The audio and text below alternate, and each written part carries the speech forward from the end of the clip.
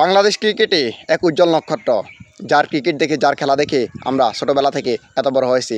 আমাদের ছোটোবেলার হিরো যাকে বলা যায় আর কি। তো এই মানুষটা যেখানে গতকালকে থাকার কথা ছিল 22 গজে, সেই মানুষটা তখন হাসপাতালে মৃত্যুসজ্জায়। তো এই অবস্থাটা নিয়েও অনেকে ট্রল করতেছে বাংলাদেশের সাকিবিয়ান ফ্যানেরা। আমি নিজেও একজন সাকিব ফ্যান, তামিম হ্যাটার। কিন্তু একটা মানুষ যখন আইসিইউতে, একটা মানুষ যখন মৃত্যুসজ্জায়, আমাদের সবার উচিত আমরা যদি তার শত্রু হই তার জন্য দোয়া করা। বাবুরি শত্রুর ভিতরে অন্তত এই সহানুভূতিটুকু থাকে, যেটা আপনাদের মধ্যে নেই। Life support is not a joke. Tamim ইকবালের হার্ট ব্লক হয়ে গেছিল, তার পাল চলতেছিল না। অনেকক্ষণ যাবৎ তামিম ইকবাল সেন্সলেস ছিলেন। তাকে ইলেকট্রিক শর্ট দিয়ে তার সেন্স ফিরানো হয়েছে।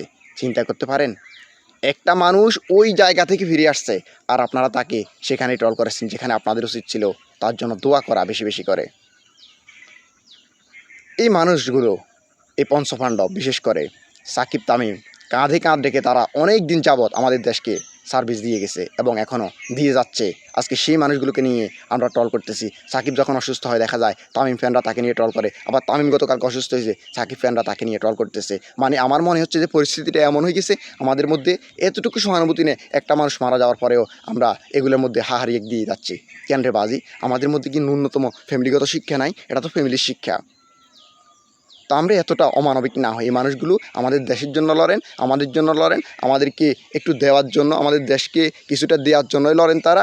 যাই হোক, আমরা তাদের জন্য দোয়া করি। তামিম ইকবাল বর্তমানে সিসিউটি আছেন, তার হার্টে রিং করানো হয়েছে, মোটামুটি আগের থেকে ভালো অবস্থানে আছেন, আলহামদুলিল্লাহ। তো আমরা আশা করি খান সাহেব খুব দ্রুত সময়ে আমাদের মাঝে আবার ফিরে আসবেন। তাদের বন্ধুত্বের মধ্যে হয়তোবা সামান্য ঝামেলা হয়েছে, এটা তাদের ব্যাপার, কিন্তু আমরা ফ্যানরা কেন এত কাদা ছুড়াছুড়ি করতেছি?